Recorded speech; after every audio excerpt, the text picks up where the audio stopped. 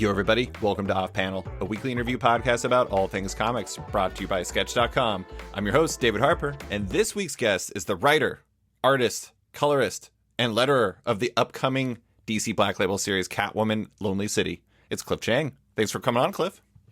Thank you, David. How you doing? I'm good. I'm good. It's it's a nice sunny day, unexpectedly warm for October. The pool is open, and I'm not diving in, but it's this is the world we live in. What is unexpectedly warm? Almost 80. Whoa! Yeah. I'll give you at least a little assurances. Alaska is still Alaska. It snowed today, so Oh, all right. yeah, and it's cold as hell. Like, I actually almost crashed as I was going around a curve earlier because my car decided that it wanted to continue drifting. Thankfully, not a problem. Anyways, well, I wanted to start talking to you about, we talked about this already. I think the first message you sent me before we started chatting was basically like, whoa, 2 years since we last chatted. The last time you were on Off Panel was on August 12th, 2019. It was right after Paper Girls finished. Mm-hmm. What you been up to? Anything interesting happening? Yeah. And just day to day, doing what I do. Yeah. Lots of Groundhog Day kind of feelings, especially in the past year. No, it's been a really weird time. After Paper Girls wrapped, I knew I was doing this Catwoman book, but took maybe a month or two, before really jumping into it, and then realizing that, I probably should have been working those 2 months. But I didn't spend that time doing anything remotely interesting. It was just like maybe being on the internet too much, like I should have been like hiking or something, or painting and doing something like, crazy, like learning how to sculpt or do woodwork or something. No, I was just on Twitter. And then I got to, starting on the book in earnest, and, and that took way longer than I expected. I thought I had scheduling down for Paper Girls. Before we even started, I set out a 3-year, 4-year schedule, or whatever the case was. And we stuck to it, like up to the end, like maybe off by a week. And that was cool because it meant like, everybody had enough time to do what they needed to do. And, and we nailed, and we were never late. And then suddenly, like, I'm in charge of everything, of all the writing and art. And then it all goes to hell. I was going to say, did you forget to factor in that you were doing 3 additional roles? Maybe. I think what I forgot is that the book is taller and wider than your regular comic book. They call it Prestige Plus, and it's about 8.5 by 11, so it's much more like a cool European album. But that means, for me, like I wanted to add more panels. I wanted to add more story if I'm going to have more space, rather than just make like a larger picture. So, it's like 30% more panels, but every panel that you add to it kind of exponentially makes it more difficult. So, even though it's like 30% more work, it actually takes like that much more time to plan it, and then, to make sure that, it's not crowded. And then all those panels have to kind of relate to each other on some level. So you're just holding, 12 panels of stuff in your head as you're drawing, as opposed to 6 or 5 or whatever. Well, and that's one of the things. It's, you can say, yes, going in, I know I'm working in Prestige Plus, but once you actually get in there and you start doing the work, I imagine what that means probably changed once you started getting into the grind and realizing that, X change or Y change could have a cascading effect that you wouldn't predict, having not worked in that format before. Yeah, no, and that I do love that about it. I mean, after, being in this business for like, almost more than 20 years, it's kind of like you have habits, right? And I know how to make a 22-page regular size comic, like that's so your body almost adjusts to that, that schedule, and your brain is ready for that. It's like going from a marathon to a super marathon now. And, you can't just say, hey, I'm going to keep running the same pace. It's like, take a break and drink some water. And in this case, I loved learning about how it was different and how to adjust for that. And, all that kind of goes into, into the hopper in terms of like, for the future or currently, just, how to adjust and bring out, do the best storytelling that you can. I have to say, though, not that I'm going to say that spending all of your time on Twitter was the most advisable way to use your time, but as much as like sometimes I'll watch a movie where it's basically propaganda for that I should be living my life a slightly different way, where it's like, instead of sitting at home and playing Resident Evil on your PlayStation 4, you should be off like, I don't know, like you're saying, climbing a mountain or something like that. But sometimes it's like you just need time to decompress after a big project. I think Yeah. it was I think Faith Erin Hicks came on here once, and she told me that after she finished one of her big graphic novels, she rewarded herself by playing Legend of Zelda: Breath of the Wild on her Switch, and like that was her treat for herself. Thankfully, she picked like one of the longest games imaginable, so she gave herself a lot of time off. But I mean, after going from something you had a rigid plan for, something you knew like kind of how you could make this sausage work because you've made this type of sausage before, especially transitioning into something that was maybe going to be a little bit more creatively taxing because it's slightly different, you deserve some time off. I think that's fair.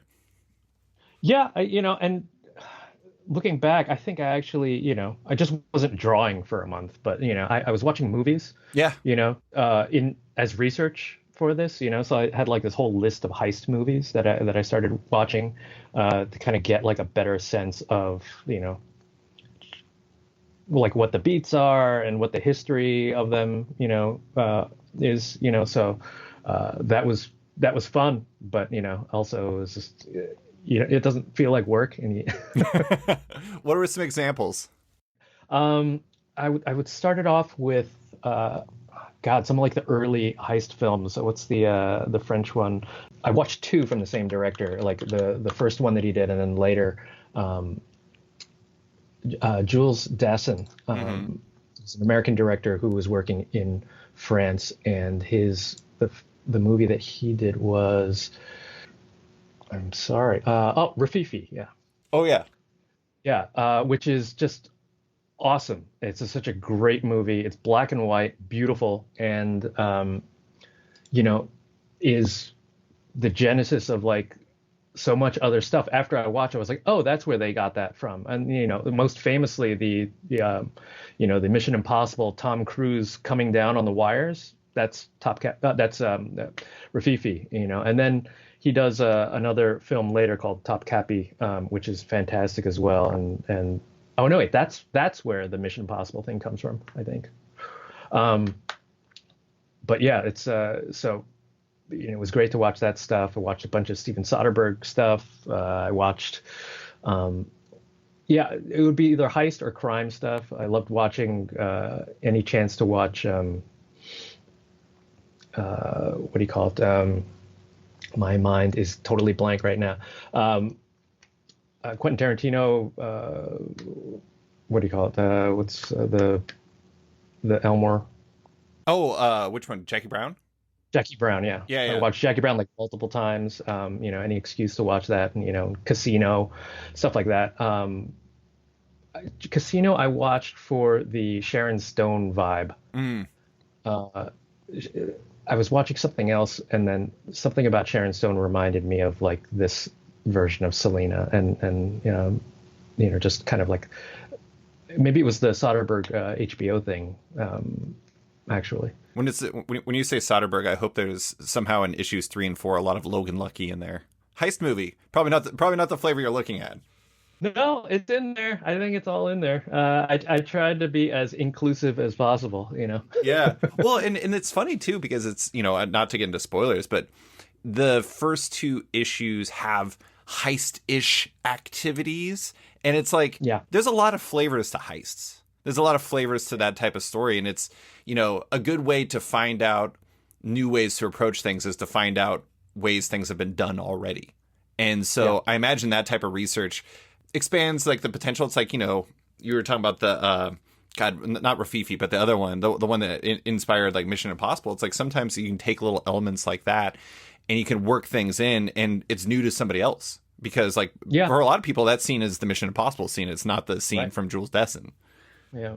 Okay, so we're here to talk about Catwoman: Lonely City. It's your new DC Black Label series, written by you, drawn by you, colored by you, and lettered by you, with A and B covers by you as well.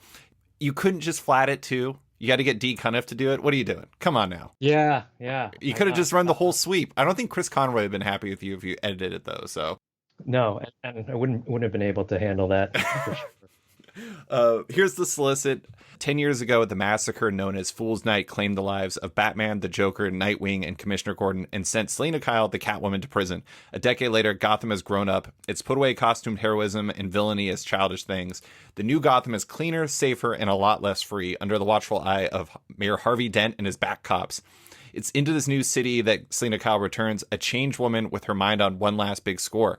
The secrets behind the Batcave. She doesn't need the money. She just needs to know who is Orpheus. I want to start with its origins. I actually looked back through my email because I remember you mentioned to me that were working on a Black Label book. That was back on December 1st, 2019. You already mentioned that it only was like 1 or 2 months after Paper Girls that you started working on this. So when this first started coming together, did it start as you getting pitched on a Black Label book or you getting pitched on a Catwoman book? How did this come together? I think it was 2018, maybe, when they announced Black Label, right? Right. I think it was at San Diego or something like that, or something like that when they talked about it. And the editors reached out to me, and I was just, I had known about the idea of Black Label for a while. Someone reminded me the other day that the Batman book that Brian Azzarello and I were supposed to do was meant for Black Label, or a version of Black Label, back in 2013, I guess, or New 52, time. And then it took a few years to actually get Black Label up and running, because they just had different plans for it. But I was so glad it was finally happening. And when they reached out, it was great. I was just like, oh, I was really flattered, because they reached out and asked me if I wanted to write something. And I hadn't ever been asked that before, but and for someone to just kind of, without any real credits under my belt, for someone to ask that, I thought was really flattering, and and also made me wonder, oh, can I do this? I'm not sure. But the ask was, what's your new frontier? And I was like, whoa, like that's really big. I mean, and they were like, yeah, we want to see how you design the whole DCU and this and that and all the heroes and, colors. And we just think it would be really cool. I'm like, wow, that's incredibly flattering. I don't know what to say. Give me a few months and I'll come back to you with something, and a few months went by. I had nothing. And I think it was, maybe when they did call back, we had set up a call, and I said to them, I don't have it. I don't have a new frontier in me. But I do love when superhero comics blend with other genres. I think it's a great way for casual readers to come into the stories, and I think it also makes those stories fresh for older readers. And and I said to them,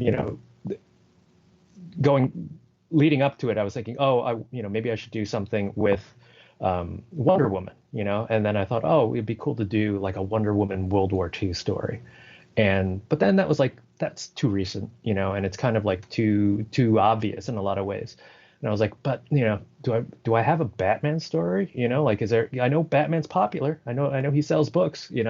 And the further I got into that, I started to think, oh, well, what about Catwoman? She's kind of a blank slate, but she's very well known. Like, you ask anybody on the street what they know about Catwoman, and all they know is she's a cat burglar. She wears a cat costume, and sometimes she's Batman's girlfriend, or she and Batman are a thing, right? Yeah. And that from the TV shows, that from the cartoons, that from the movies, and I thought, well, that's great. There's a cultural familiarity with her, but that's not like necessarily deep. And I can add to that, in this way. And so I thought, a Catwoman heist story would be great. I loved Darwin Cook's, Selena's Big Score. And I started thinking about that and how it had been, almost 20 years since he and Ed Brubaker, had kind of revitalized the character, and it made me think, well, what happens when that character is older? What happens in the 20 years since then? And if we were to do that kind of in real time where would that character be now, in a city that, in a Gotham City that, has also aged and maybe changed and stuff like that. And so that kind of set me down this rabbit hole. And that's how I came up with Lonely City. The interesting, obviously, there's a lot of interesting things about what you just said, but I think it's fascinating that DC came to you asking you for your new frontier pitch, a Darwin Cook pitch, and then you didn't have one, and you circled all the way around, and you came back with something that built off of a different Darwin Cook book, which I think is really fascinating. Yeah, maybe they were seeding it by mentioning New Frontier, but Darwin's such a huge figure, in the industry, and for me personally, just how inspiring his work was. Like I was, when that stuff was coming out, I was at the beginning of my career as well, and seeing somebody really take the reins creatively like that, with a character, was so refreshing and so inspiring. So when someone asked me to do similar, that's going to come to mind, and so doing this, I wish she were around to see it, Mm-hmm. and I hope he'd like it. I do like the fact that, when it comes to your design for Selena in this, I know that there's, just from the designs that were shared on the initial announcement, there's like a cowl that references two different animated series designs. But also, one thing I really like about it is it reminds me of Darwin's design in that Catwoman run, because I think there's even I actually just reread this because I saw Clark Bold talking about that being an inspiration for you on Twitter. And one thing that I think she actually says to Batman, and this is basically like, I'm guessing Ed Brubaker writing for Darwin's approach, is that she was trying to go for something a little bit more practical. And like, that's one of the things I really like about your design is I don't know. Not this is obviously a imperfect parallel, but in like the era of athleisure, a lot of her costume actually just kind of like makes sense for ordinary wear. There's a practicality to it that I really love about the design. Yeah, thanks. I feel like, after spending 10 years in prison with, and coming back to a Gotham City that, does not want superheroes or supervillains running around, it makes sense for her to go a little bit more low key. But at the same time, she's also older.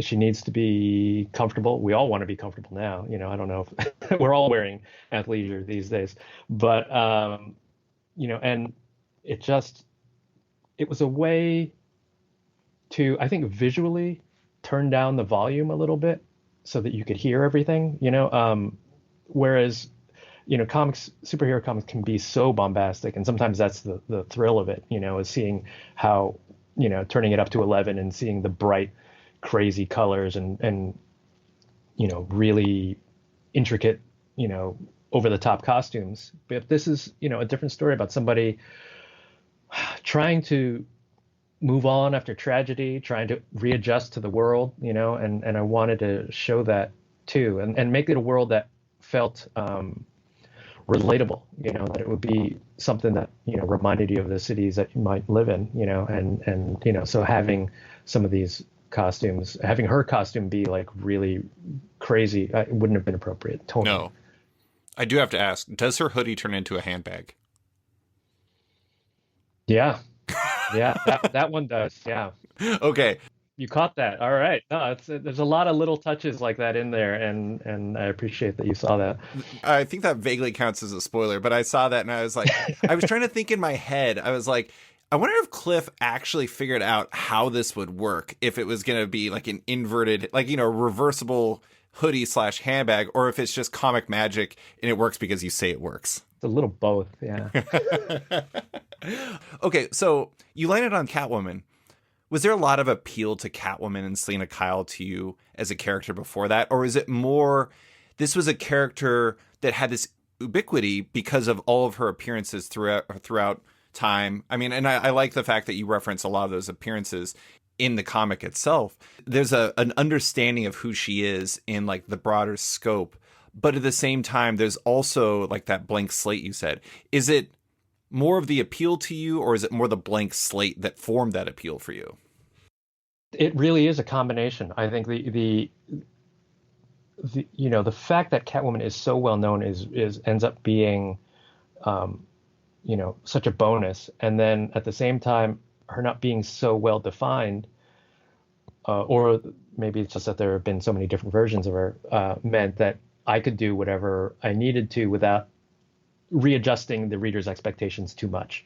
Mhm. So people would come into it really open, to whatever take you have. So uh, I think that helped a lot. Whereas, with different characters, you might be able to say, no, that's not how Superman would act. This is definitely more, you know, a more kind of anti-hero version of Selena, whereas, in the past you might find like more femme fatale versions. This one's, you know, kind of morally gray, but maybe edging towards, being more of a do-gooder. And, I find that character interesting because you can't pin her down. Mhm. I have to admit, there's one line that really strikes me as a very good one for defining who Catwoman is. Not from your book, but from The Dark Knight Rises. Anne Hathaway, there's this conversation she has with Christian Bale's Bruce Wayne at this like weird ball, masquerade ball type thing, and he's like, they're talking about the future of Gotham and about how eventually like the rich are going to fall and everything like that. And he says, what's going to happen to you? And she just says, I'm adaptable. And I feel like Mm. I'm adaptable is a very good throughout history. It's like Catwoman, this is a terrible analogy, but I think it works. She's kind of like tofu. She can like roll with anything. Like if you want to put tofu into a delicious stir fry, it's gonna work. If you want to make a sandwich out of tofu, it's gonna work. Selena Kyle, she can make anything work. Right. Yeah, I think maybe the real core of the character is that she's an independent woman, Yeah. and regardless of whatever connections she might have to Batman, she's her own person. And what I wanted to do was explore that a little bit more by taking Batman out of the picture. And and I think that's her appeal. It's like, somebody who is strong and willing to do whatever it takes and do it in her own stylish way, and that's, and not be, locked into these rigid roles.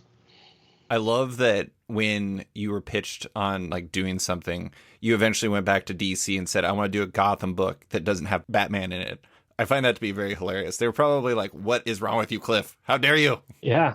Yeah, I think they really dug it. To their credit, like they really wanted stuff that was a little bit more outside the box and showed, what, hopefully a geared more towards an older audience, but also welcoming to a new reader Yeah. too, so hopefully something that's going to be a little evergreen maybe, and that you could, give to hand to somebody who hasn't read comics or hasn't read comics in a while.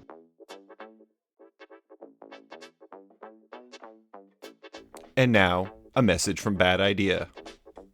Bad Idea is over. But there's still advertising, so I don't know what's going on. I guess it's another bad idea from Bad Idea. And now, back to the show. Is it fun to play with like the DC heroes and villains in an environment where like masks are not allowed and they have to find new definition for their lives? Because, I mean, I'm not going to get into who's in the book. I feel like I can mention Killer Croc. It's Killer Croc's on the second Yeah. cover. But at the same Yeah. time, it's interesting to see how they fill the void because these characters are by and large defined by either their heroic or criminal acts for readers. And what is left for them when that's gone is a very fascinating part of this book to me. Yeah, it's, I wanted to cast, in some ways like a more realistic eye on how superheroes would work in the real world. Um, and,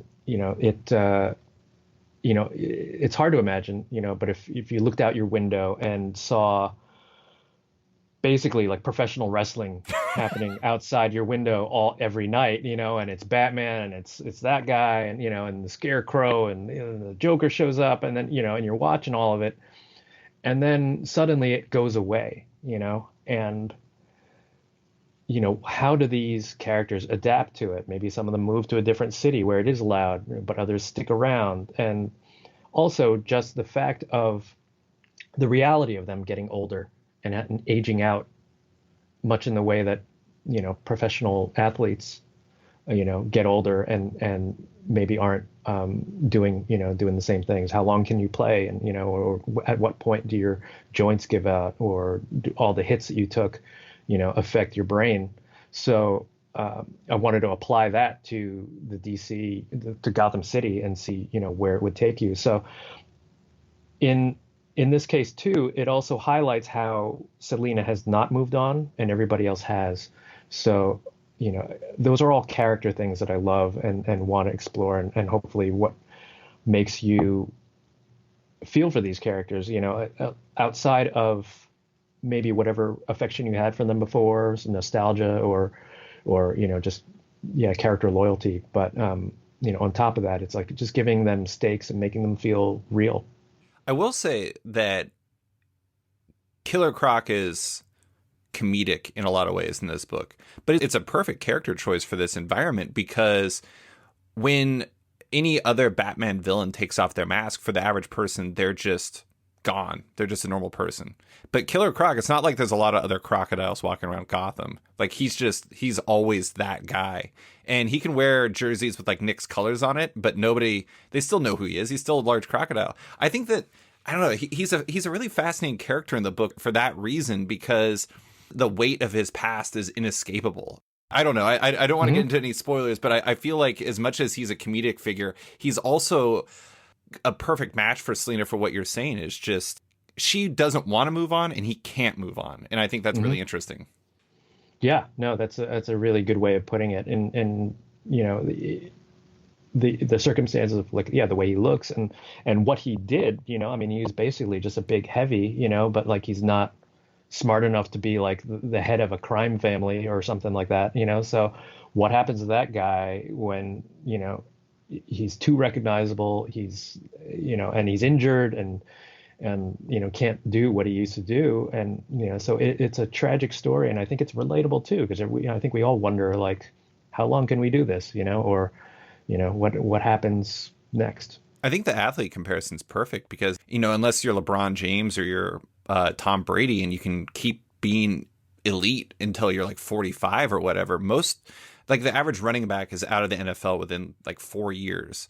And then at that point, you've trained your entire life to be one thing. What are you after that is such a fascinating question. Yeah, yeah.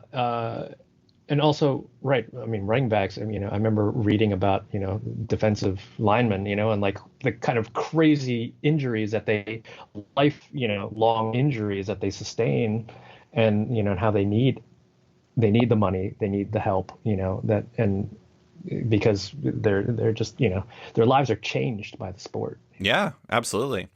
Well, okay. I think I really like Black Label, and I find Black Label to be really appealing to me because I think one of the secret sauce elements of DC for the longest time, especially when it comes to, let's say, like long tail evergreen sellers, is that a lot of the best stuff actually happens out of continuity. And that's not besmirching within continuity stuff, but there's something that's really cool when you're like you have a Dark Knight or you have a Batman the Long Halloween or whatever, where it can exist strictly as a story. It doesn't have to kind of play a part, if that makes sense. I'm interested in whether creating a Black Label book like this, where it's focused less on continuity, feels demonstrably different than working on like a regular line title. With the caveat that I know that like something like Wonder Woman was coming off the New 52, so maybe that was a little bit more of a blank slate too. Did it feel different? Yes, I think so. The caveat there being that, like, I haven't written anything in continuity before That's true. this, but the feeling I do get, it was really freeing.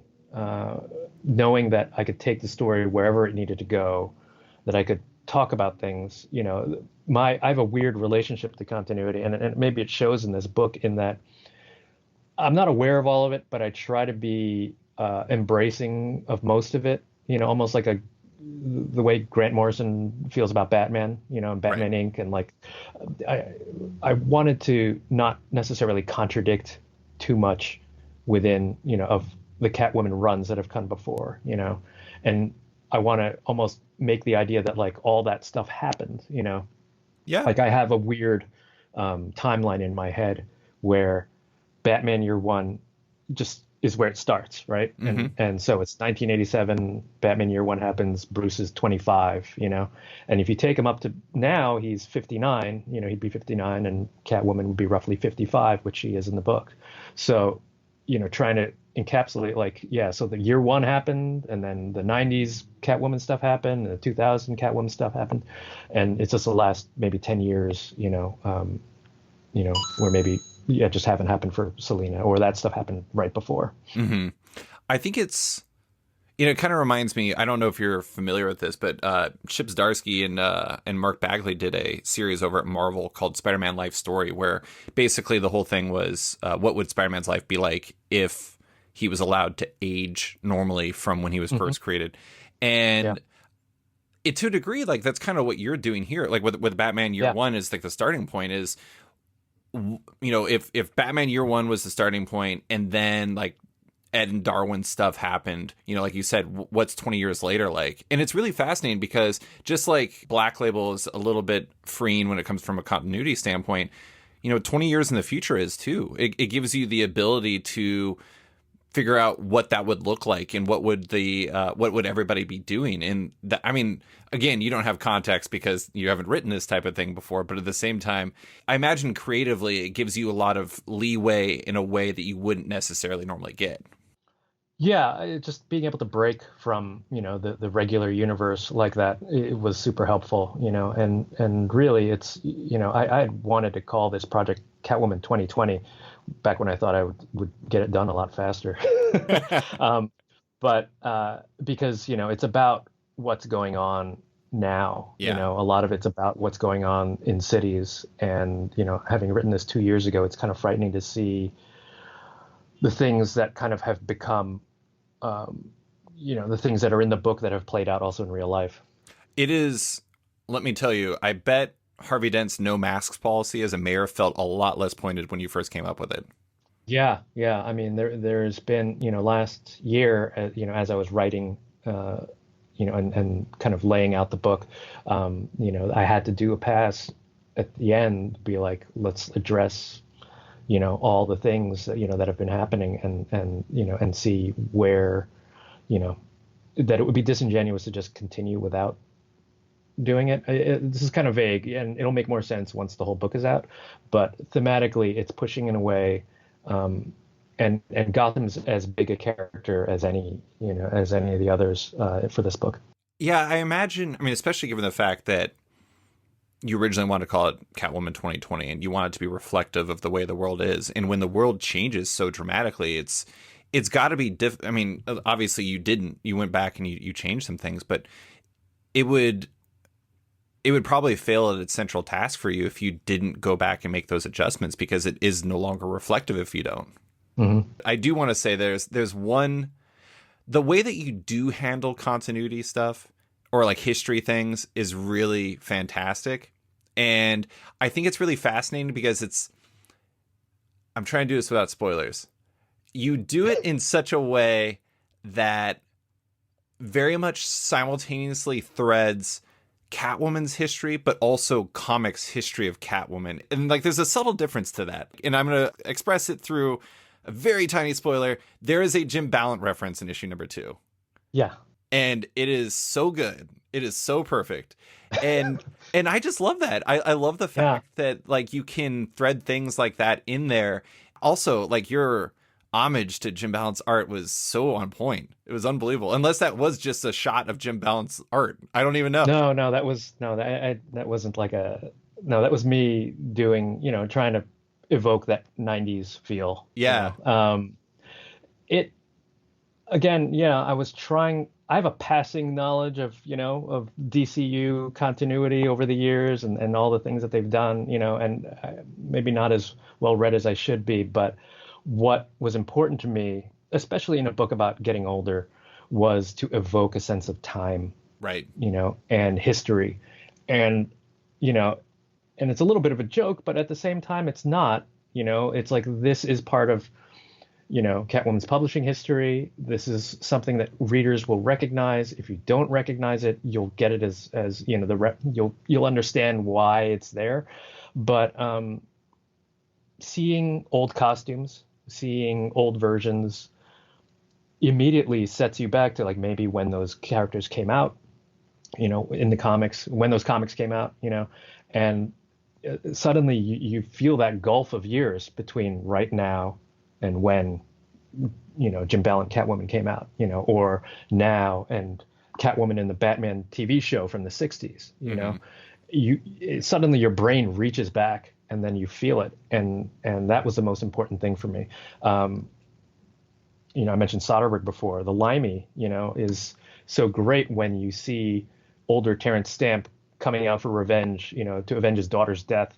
And then we need to see him younger and carefree, and to get that kind of archival footage from another film of a young Terrence Stamp, suddenly you're just blown away by the reality of it. It's not him in, Irishman, deep fake CG, Yeah. it's a young Terrence Stamp, and, to play with the language of the medium, in that way, was really interesting to me, and something that I wanted to homage. It's something that I wanted to try and use in a way, like, that panel of her, in that old costume also is colored with 64 colors, with a dot pattern, with an aged paper and all that stuff, because I want you to feel, it's a memory, and that memory is also tactile. We remember like the paper that we read, the comic, the way that comic smelled even, and I wanted to try and bring that into the book somehow. That's one of the, I think, the fascinating things about continuity is it's like in some ways it's like a four-letter word for some people, but if used properly, I mean, it's just like I have continuity. It's called my life. It's like the things that Yeah. happen in my life. These are like Yeah. memories that define you. And it's like not all things are relevant all the time, but sometimes like those things come up and you remember them. Whether it's like somebody having a poster of you from your youth on their wall or something like that, or any number of other things. Like it's all important at the right time. But I want to talk about, okay, so again, you're writing, drawing, coloring, and lettering. That's a huge change. You went from coloring a book and like doing a lot of the management on the book with Paper Girls to doing everything. How does that level of control change things for you? Like, does that demonstrably change how you would? I mean, it has to, but I mean, how much does that change your approach to a comic? Yeah, I love it. It's an immense amount of work, but I'm a big believer in nuance. And when you're handling every part of the book, there are opportunities to refine, polish, sharpen, the point of the narrative point of every panel, and even now, I mean, I've written the whole thing, I've lettered the whole thing, I just haven't drawn it all, but going back to tweak dialogue to make sure that you once like the story's in a certain amount of shape, you can go in and add things. You can connect pieces from issue 4 to issue 1. It's a very kind of holistic approach to it, and handling, doing all the art on this, really makes you realize how incredible the medium is and how subtle it can be. And there are little things, and nothing, everything in there is meaningful. That's the way I like to work. You know, I don't like to include things that are just throwaway, or just busy for interest, and I don't like minimalism for minimalism's sake. I like it when it means something, when what you're being directed to look at is important to the story, and so taking care of all of it, just really opened my eyes too to what the possibilities are and how much influence the location of a balloon can have. The just a color being just a touch brighter, will lead your eye. So all those things are brought to bear here, and I wanted to.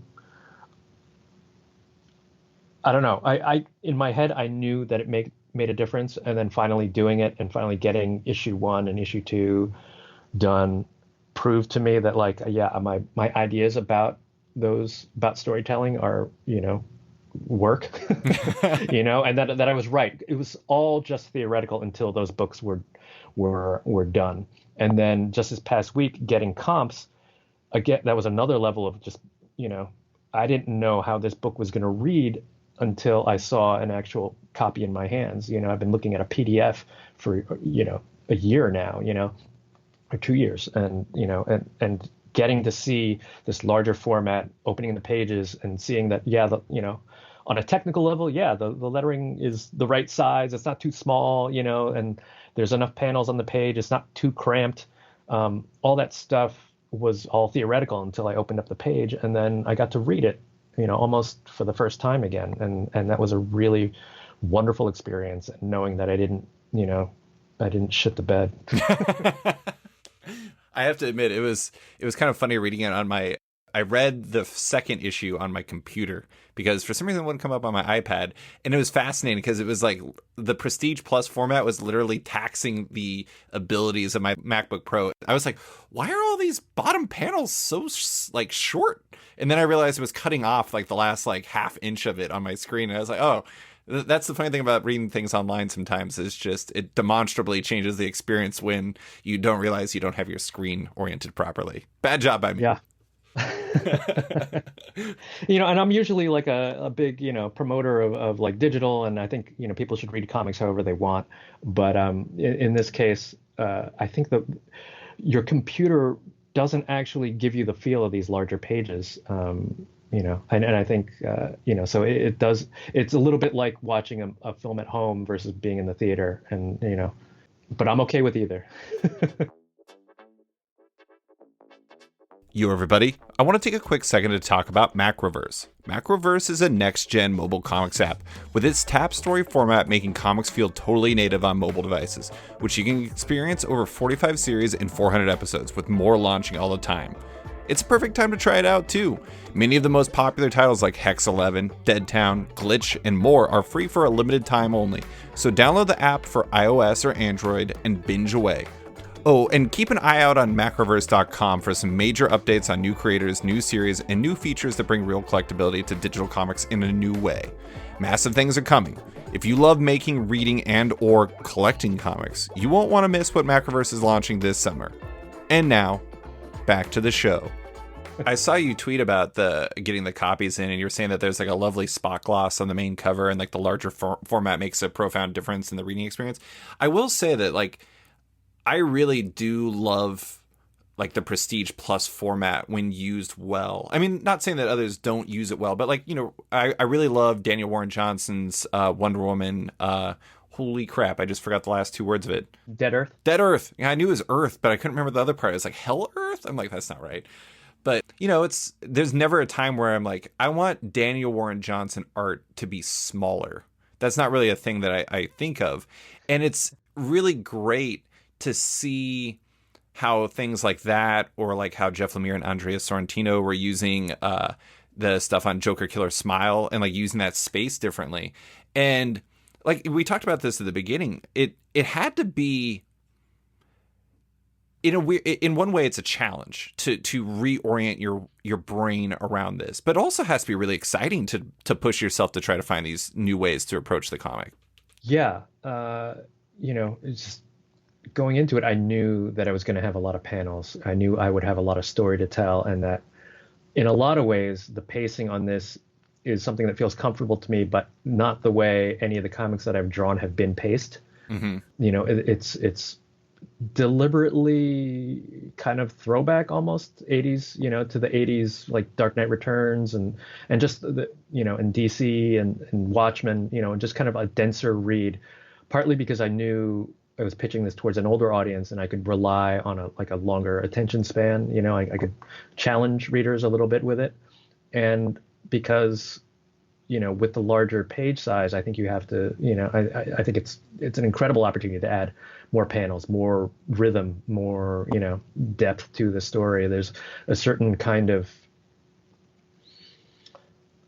I don't know, at some point, like the art can only get so big, especially mine. You can't just keep blowing it up and expect it to look interesting. And for me, I thought about, kind of manga pacing and the size of a manga a typical manga and how it's smaller, but then when you take that to like a larger comic size page, what does that look like? And that looks like Akira, Hmm. and Akira looks a lot like Western comics in a lot of ways, it's just slightly, the pacing is different, and and then you take that even further to like the European album size, and there's definitely comics that are like just real widescreen and fewer panels, but then there are also ones that, like certain historical dramas, or you look at like, a Mobius Blueberry book, and it gets, you can get lots of little moments in there, and to me, trying to build a story like that was a challenge and something that I wanted to do. I really enjoyed the tonal balance on the book too. It actually, we talked about Darwin earlier, but it does remind me a lot of something like Selena's Big Score, where it has like the big fun heist stuff, but it also is very real and it feels very grounded in like what this life would be like. And like that's a delicate balance, because it's like on one hand, if you get too serious, it's going to take away from the entertaining energy of a comic book. And then if you are too bombastic, it's going to make the weight of the other stuff not hit as hard. And I feel like you balance that really well, which, it's like I said, it's a tough line to walk.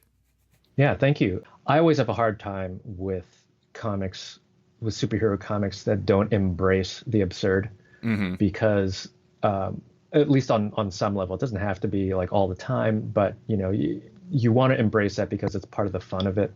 And books that have no sense of humor to them are really, I just can't get into them. I feel like you need to, embrace all of it. And, even if this is, a pretty dark story in a lot of ways, and a somber story, but you don't need to, it can't just be that one rhythm the whole way through. Yeah. You need to mix it up, and you need to make it light in places so that the dark places, are that much darker. I do have to ask. I mentioned the spot gloss on the main cover that you had mentioned, and this is a version of making things light for me. You're doing both A and B covers, which I think is amazing. Like you needed more work, but at the same time, it does feel like fitting for the book that you're doing. But the B cover for number 2 has like black and white with gold elements. Mhm. Is that gold foil? No, I wish it were. Ah, I don't know. We could ask for that. Maybe if issue one does well enough, they'll do that. It'll be sweet. oh God! When I saw that, I was just like, Perfect idea. I need that gold foil in my life. I remember I got some books from Shortbox, and I remember when I got those in the mail, and I was like looking at the foil that they had done on it. I was like, this is so amazing. I don't Yeah. know why. Like, I don't know if it's the '90s brain in me, but anything that has foil on it, I'm just like, yes. No, I mean when it's done well, it's amazing. When it's done with the right level of taste, which Zainab absolutely has. Yeah, you know, exactly. uh, then it looks great. And then at the same time, you can get covers that are that have too much of that stuff, and none of it hits. So you really, if it's designed well, it'll always be pretty great. I wanted to ask about a tweet that you had put up recently, and it was about, you got those books, you got the physical copies and everything, and you said that you were unexpectedly emotional seeing those books after 2 years of planning and working through difficult times. Why is that? Like, what made this project be? I mean, I imagine the pandemic, I imagine the world, all that stuff plays a huge part, but what was it about it that made that such an emotional experience for you? I think it being a project that I generated, something that I wrote, something that feels very personal to me, finally getting like a box of, printed books, is usually a thrill on anything you work on. Oh, you love to see the comps and see how it printed, whatever. But getting this has felt much more meaningful in a way that I have a hard time describing. You know, I look at the books and then suddenly I feel like, all the hours that went into it, all the early months of COVID, and wondering, how do we get through this and how do I keep working, and the stress, and like it's all wrapped up in there, and I can't divorce my experiences making that book with the physical object too. And there's a funny way in which the story kind of also relates to the times that we're living in, where everything is strange now, and how do we adapt to it? So it getting the books was just, I'm just so proud of it, on the one hand, and to have written it and see, my name just, giant to me on the cover. It marks, it's a rite of passage almost, like it took me 20 years to finally write and draw my own book. And I wouldn't have been able to do it without that invitation from Mark Doyle and Chris Conroy. And, I'm so grateful for it. And I'm so grateful for DC's support. They didn't cancel this book because of the pandemic. They believed in it and they kept going, and they wanted me to keep going with it. And, it's so, it's hard not to be emotional about it. Well, I mean, it's like we're talking about with Selena. It's just these are all tied to your memories. It's hard to separate the present from then, because the object you were holding in your hand in that moment was reflective of all that stuff you went through to make it happen. I mean, that's a lot. I mean, it's interesting because I know that artists have a tendency of looking back on their work and being like, what the hell was I thinking that day? Like, why did I draw it like that? Things like that. But at the same time, when it's something that's solely reflective of you, I imagine that kind of changes the arithmetic of it and changes the emotional connection. Especially, like you said, it's probably really, I mean, it is really personal. But also on top of that, one of the things that I think is so astonishing about it is it's one of the few comics that I look at, especially considering the journey of where it came from, that feels very present. When you look at like the stuff that's going on, not just in Catwoman's life, but also in Gotham and the things that they're going through, everything about it feels like today in a highly effective way that doesn't distract from the story. Yeah, that was important to me. I feel like we've read so many stories, that take place in Gotham, and Gotham doesn't always look like the cities we live in. Sometimes you don't see the diversity, you don't see the problems, you don't see the politics of it. And I wanted to, in a way, kind of show my love for New York, and my grievances with it, and filter that through Gotham. There's a lot of weird, actually, New York politics Easter eggs in there as well, which I don't expect anybody to get, but they're there, not necessarily as Easter eggs, but they're just references, because these are things that happen and they're real. And so, they contribute to the feel of the book and making you feel like this could happen. Like I think a lot about something like The Wire, and how it's ostensibly a crime, show, but it just ranges really far and wide with, basically the city of Baltimore, everything that happens in it, from government to, education, and, so, that's something that it felt like if you're going to write a story that takes place in Gotham, you have to consider Gotham as a character. You have to consider the theme, the thematics of it, and what it all means to be running around in a city, in costume, and what that does, to the systems. Yeah. I mean, I think one thing that you really accomplished in the series, or in at least the first two issues, maybe the third and fourth issues are completely off the rails. I haven't read those yet, but they are. they are. But Gotham feels very lived in. It's like, I don't know. It feels like we're watching. I have this real affinity for superheroes doing ordinary things, and while a lot of these things are not ordinary, because I'm trying to think of a way to say, there's DC stuff that happens in it, but at the same time, it's just like, you take time to have scenes where like Selena is surprised that a scone and a latte costs $20 now. Like, those are the types of things that ground it. And I think that the reality clashing, or not clashing, but cohabitating with all the other things that are going on makes it feel so much more meaningful for Selena as a character. And I'm complimenting you too much. What am I doing? Yeah, I mean, I love seeing superheroes do everyday things. Because I think it gives it gives a necessary contrast to when they're not doing that stuff, and it also makes them relatable. So, yeah, her getting, you know, overcharged for some coffee at a place that won't take cash. That's something a lot of people go through, and like, yeah, I don't have Apple Pay set up on my phone. I don't want to give anybody more info than they actually need, but then you walk into a place and, they won't take cash and you're like, what am I supposed to do here? Yeah. So it's, I love that stuff. And I love putting that stuff next to, you know, um, a crazy, DCU villain or, a reference to something or a billboard of Harvey Dent, and, because you want to, it just makes the world so much richer. Absolutely. It really does. I also, God, going from Captain Cold Brew to a bodega has to feel like a downgrade, at least from a naming convention standpoint. That is a very well named place. But okay, so to close, we've already talked about how it's kind of an emotional experience. But the day that this goes up will be the day before the first issue arrives. Is there like, I wouldn't normally ask somebody this because it's, I don't know, like I know that for us as readers, we have this relationship where it's like this insanely big deal that this thing happened and yada, yada, yada. But a lot of times it's like you have so many different things going on that like another comic being released isn't that big of a deal. But, this is a big deal for you. Is there like a certain level of catharsis you're almost feeling now that it's almost here?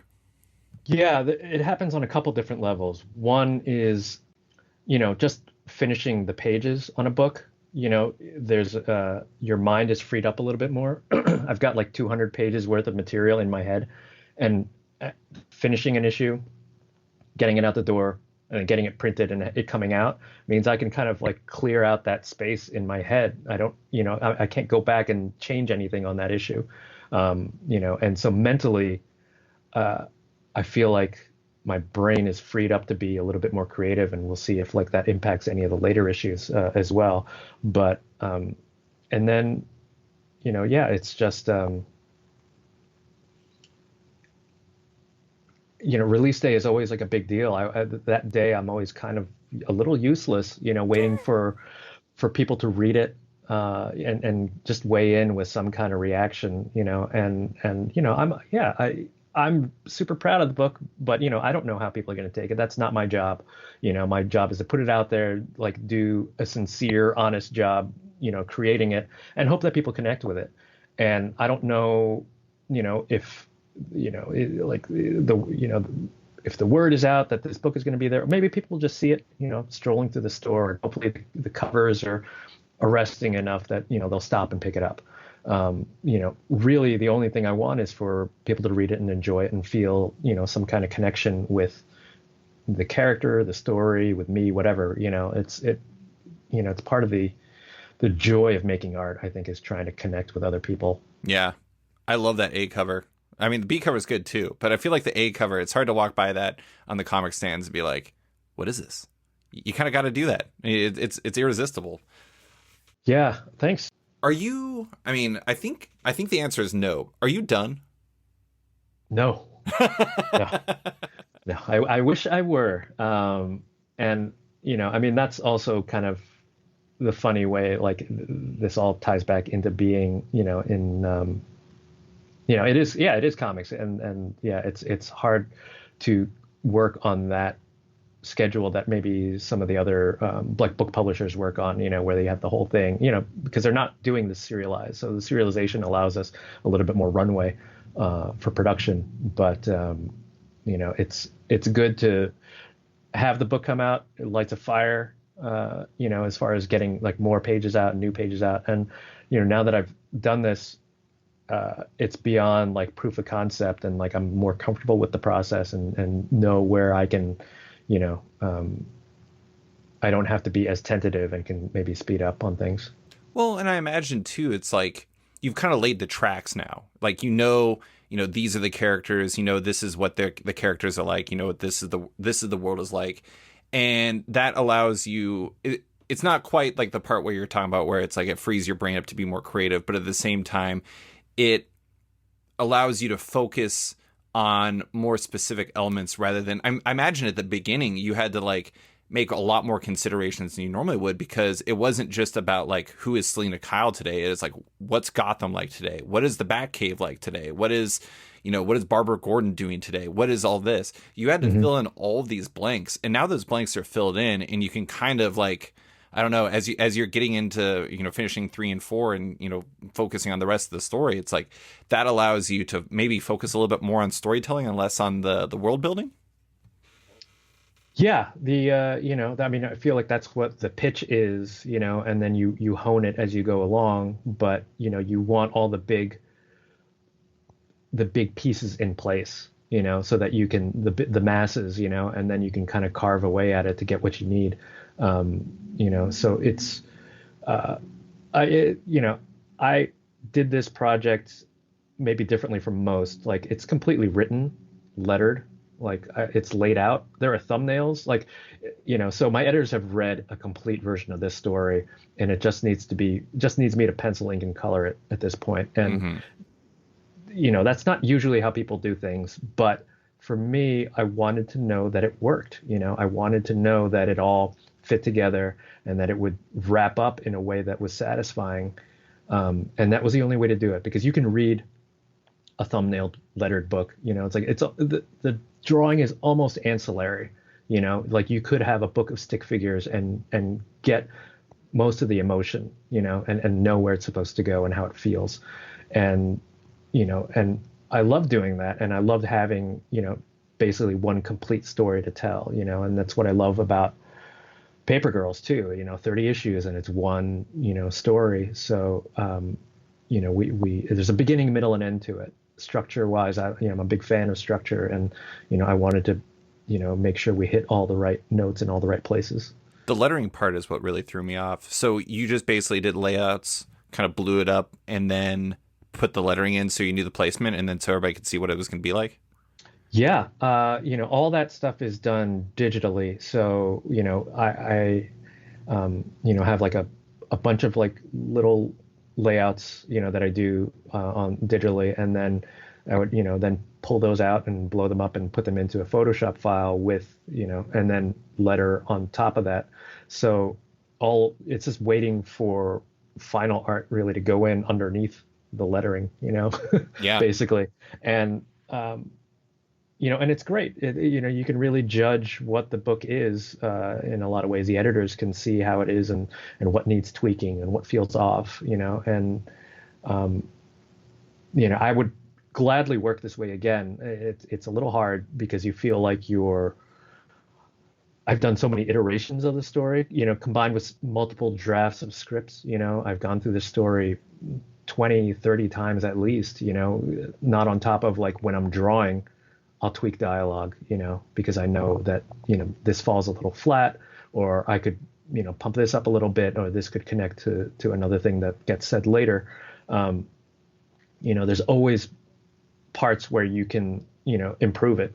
But, I would gladly work this way again if I can. Yeah. Well, it sounds like it's really working for you. It's really interesting to hear about that process, because I don't know, it's like sometimes when I talk to people about process, I'm like, oh, I could see why you would work like that. But the way you're talking about it, I mean, I guess assuming that the same person that's making each aspect of the book, that works really well for that, because it allows everyone to visualize what you already have in your head before you get there. So you don't have to waste later effort. It's like today's Cliff is saving tomorrow's Cliff. Yeah. Knowing that it was easier to do that and safer to do that than fly by the seat of my pants and potentially get something wrong that would need to be rewritten, redrawn, moved around. Like, I felt like I was working within very tight tolerances, because I was condensing so much, because it's a dense book. Like, it's very difficult to just take, a page out, and, in this way, we could take a look at it and say like, oh, that needs a little bit more, what can you do? What can you, how do we change this? How do you, what can we fix? As opposed to just a more general thing where suddenly, you're at the end of the book and you don't have enough space, and we're like, yeah, that scene needs to be, a page longer, or this doesn't feel big enough. So a lot of planning, and planning really does kind of kill spontaneity. But I tried to always be not beholden to the plan, but like aware that it's all malleable, So if something needs to change, it'll change, and it's better to have a plan that you change, and you're redrawing thumbnails as opposed to like a whole page, that's been inked already, that's a nightmare. And that nothing kills, your spirit more than that. Well, I hope that your spirit is enlivened by the release, because that's coming the day after this. But Cliff, that is all I have for you. Thank you so much for coming on to talk about Catwoman, Lonely City, everything you're doing, and thanks for taking the time. Thank you, David. Thanks for listening to this week's episode of Off Panel with cartoonist Cliff Chiang. You can find Chiang on Twitter and Instagram at Cliff Chiang, and his work in Catwoman Lonely City #1, which arrives in comic shops everywhere this week. Love Off Panel and want to support it? Subscribe to the podcast on Apple Podcasts today and give the show a rating and review while you're at it, but 5 stars only. You can also support the show by backing it on Patreon. Find the show on Patreon at patreon.com/offpanel. And when you back it on there, you get early access to each week's podcast, as well as weekly content and more. Want even more? Subscribe to my subscription comic site, Sketched, at sketch.com for long-form articles, interviews, and the rest of the site's content and its members-only forum. You can find Off Panel and Sketched on social media by liking it on Facebook at /Sketched. That's SKTCHD. Follow on Twitter and Instagram at @SketchComic, or following me at SlicedFriedGold. Big thanks to all my existing patrons, including Capes and Tights Podcast, Klaus Van de Ven, Brian, Submit Industries, Raj Patel, Jack Mulqueen, Kyle, Carl Kerschel, Robert Matella, Elza Charretier, Luke Nakashoji, Elliot Metz, Dr. Luke, Scott Hazelwood, Scott Buwan, Michael Tunk, Canadian by Proxy, Johnny Cannon, Bradley Rader, Carl Troy, Brandon DePillis, Patrick Brower, Declan Shalvey, Dan Guarino, Josh Williamson, Adam Freeman, Ben Wild, Brian Klein Q, SB, Nick Bennett, Daniel Whitfield, Susanna Polo, Reed Hinkley Barnes, Mario Tiambang, AbductedTheComic.com, Andrew Carita, Matt Mahoney, Charlie Chu, Stephen Hall, Pensacola Pop Comics, Kim Eslin, Philip Myra, Christian Shelton, Kenny Porter, Chris Pacello, Torrin Grunbeck, Fuzz Bubbles, Christopher Todd, Transmitter Down, Waltz Comics and Books, Carl Mazel, Danny Ollie, Paul Salates, Akil Wilson, Alex Dimitriopoulos, Terry Dodson, Wesley Giff, Sean Kirkham, Alistair Ross, Julio Anta, Brett A. Schmidt, Jason Goodmanson, Paul Reinwan, Vita Ayala, Tara Ferguson, Dave Slusher, WMQ Comics, Akil Kokachi, Sean Pinello, Ken Heidelman, Philip Seavey, Alan Ewing, Ryan Alcock, David Kelly, Rob Wilson IV, Nick Polito, Brandon Fletcher, Jonathan Nilsson, Matthew Groom, Jason Massey, Adam Bogart, Matthew Taylor, Nick Patera, Jacob Sorelli, Ford Gilmore, David Baraldi, Nick Hall, Bjorn Basin, John Hendricks, Steve Anderson, Ian Maxfield, Cliff Chiang, Colin McMahon, Chris Palmer, Scott McGovern, Nathan Fairbairn, Kat McKenzie, Adam Highfield, Fiona Staples, Mark Abnett, Mike Murphy, Michael Shirley, Tom Barnett, Jim Demonacos, Norbert, Nick Lowe, James Kaplan, and Mission Comics and Art in San Francisco. You guys are all the best. A quick thanks to Upright T-Rex Music, who wrote and performed Off Panel's theme song just for the show. Check out their music on Spotify because it's completely delightful. Thanks for listening, and tune in next week for another episode.